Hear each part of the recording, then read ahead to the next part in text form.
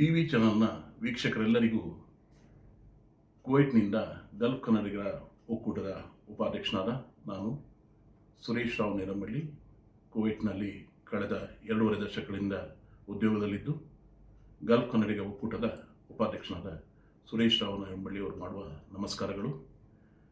ವೀಕ್ಷಕರೇ, Iran, Israel ಮತ್ತು ಅಮೆರಿಕದ ನಡುವಿನ ಮಧ್ಯಪ್ರಾಚ್ಯದಲ್ಲಿ ಯುದ್ಧಗ್ರಸ್ತ ಇವತ್ತಿಗೆ 7ನೇ ದಿನ. ಗಲ್ಫ್ ಕನ್ನಡಿಗ ಒಕ್ಕೂಟದ ಉಪಾಧ್ಯಕ್ಷನಾದ ನಾನು ಇದರ ವರದಿಯನ್ನು ನೀಡ್ತಾ ಇದ್ದೇನೆ. ಕುವೈಟ್ ಸರ್ಕಾರದ ಸಲಹೆ ಸೂಚನೆ ಸುತ್ತೋಲೆ ಈ ಥರ ಇದೆ.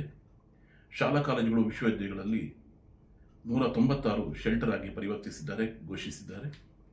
ವ್ಯವಹಾರ, ಸಭೆ, ಸೆಮಿನಾರ್ ಇಲ್ಲವೇ ಕುಟುಂಬ ಸದಸ್ಯರನ್ನು ಭೇಟಿಯಾಗಲು ವಿಸಿಟ್ ವೀಸಾದ ಮೇಲೆ ಬಂದು ವೀಸಾ ಅವಧಿ ಮುಗಿದರೂ ಯುದ್ಧ ಪರಿಸ್ಥಿತಿಯಿಂದ ಇಲ್ಲಿಯೇ ಬಾಕಿ ಉಳಿದವರಿಗೆ 1 ತಿಂಗಳ ವೀಸಾ ವಿಸ್ತರಣೆ. ಕುವೈಟ್ನಲ್ಲಿ ವ್ಯವಹಾರ, ಉದ್ಯೋಗ, ಕೆಲಸದಲ್ಲಿದ್ದು ರಜೆಗೆಂದು ಕುವೈಟ್ನಿಂದ ಹೊರ ಹೋದವರಿಗೆ ವೀಸಾ ಅವಧಿ ಮುಗಿದರ ನಂತರವೂ ಕೂಡ ಕುವೈಟಿಗೆ ಮರಳಲು 3 ತಿಂಗಳ ಕಾಲಾವಕಾಶ. ಆಹಾರ ಪದಾರ್ಥಗಳು, ಅವಶ್ಯಕ ವಸ್ತುಗಳ ಕೊರತೆಯಾಗದಂತೆ ಮುಂಜಾಗ್ರತೆ ವಹಿಸಿದ್ದಾರೆ. ವಿದೇಶಿ ಪ್ರಜೆಗಳ ಕ್ಷೇಮ ಕಲ್ಯಾಣವನ್ನು ಬಯಸುತ್ತಿದ್ದಾರೆ. ಆ ಬಗ್ಗೆ ಕ್ರಮವನ್ನು ಕುವೈಟ್ ಸರ್ಕಾರ ತೆಗೆದುಕೊಂಡಿದೆ. ಯಾವುದೇ ಆತಂಕಕ್ಕೆ ಒಳಗಾಗಬೇಕಾದ ಅವಶ್ಯಕತೆ ಇಲ್ಲ. ಸೇನಾ ಕಾರ್ಯಾಚರಣೆಗಳ ವಿಡಿಯೋಗಳು, ಫೋಟೋಗಳನ್ನು ಸಾಮಾಜಿಕ ಜಾಲತಾಣಗಳಲ್ಲಿ ಹಂಚಿಕೊಳ್ಳುವುದನ್ನು ನಿಷೇಧಿಸಿದ್ದಾರೆ.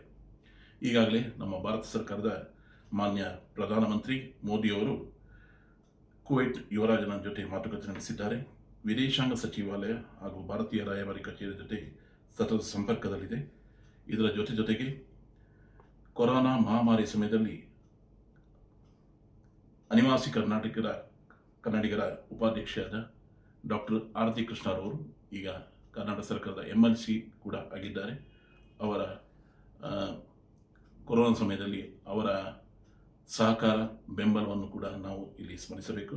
ಹಾಗೆ ಭಾರತೀಯ ರಾಯಭಾರಿ ಕಚೇರಿ, ಭಾರತದ ಹಾಗೂ ಕರ್ನಾಟಕ ಸರ್ಕಾರದ ಸಲಹೆ ಸೂಚನೆ ಸುತ್ತೋಲೆಗಳು.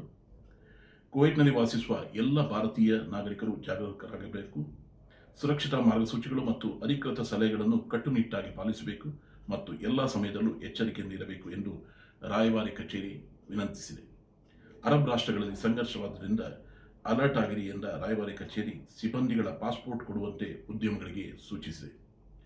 ಭಾರತ ಸರ್ಕಾರ ಯುದ್ಧ ಸಮಯದ ಮಾಹಿತಿಗಾಗಿ ದೆಹಲಿಯಲ್ಲಿ ಕಂಟ್ರೋಲ್ ರೂಮ್ ಪ್ರಾರಂಭ ಮಾಡಿದೆ. ಈ ಪ್ರದೇಶದಲ್ಲಿರುವ ಎಲ್ಲ ಭಾರತೀಯ ರಾಯಭಾರಿ ಕಚೇರಿಗಳ ತುರ್ತು ಸಂಪರ್ಕ ಸಂಖ್ಯೆಗಳ ಪಟ್ಟಿ ಮಾಡಿ ಮಾಹಿತಿ ನೀಡಿದೆ. ಸ್ಥಳೀಯ ಕುವೈಟ್ನಲ್ಲಿ CBSE ಪರೀಕ್ಷೆಗಳನ್ನು ಮುಂದಿನ ಸೂಚನೆಯವರೆಗೂ ಮುಂದೂಡಲಾಗಿದೆ. ಈಗ ಯುದ್ಧಗಳ ಬಗ್ಗೆ ವರದಿ. 28